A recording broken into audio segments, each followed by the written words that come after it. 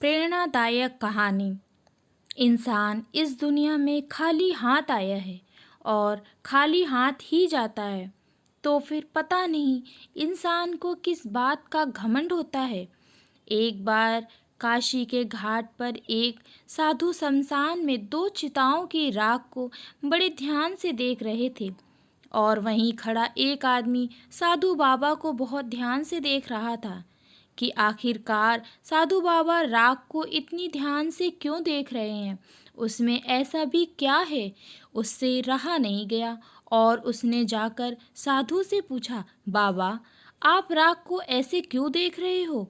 इस पर साधु ने उस आदमी से कहा कि मुझे एक बात समझ नहीं आ रही है कि यह एक अमीर आदमी की राख है जो कभी भी भूखे पेट नहीं सोया और उसने जिंदगी भर काजू बादाम ही खाए हैं।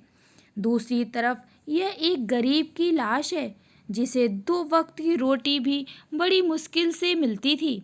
मगर बात तो यह है कि इन दोनों की राख एक जैसी है। इन दोनों की राख में कोई भी अंतर नहीं है। इन दोनों राख को देखकर कोई भी नहीं बता सकता कि कौन सी अमीर की राख है और कौन सी गरीब की राख है।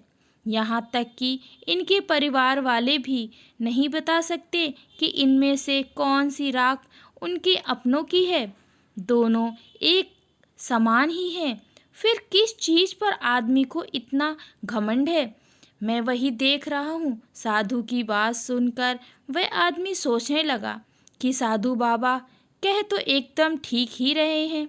हम चाहे अमीर हों या गरीब, मृत्यु के बाद तो सबको राख ही हो जाना है।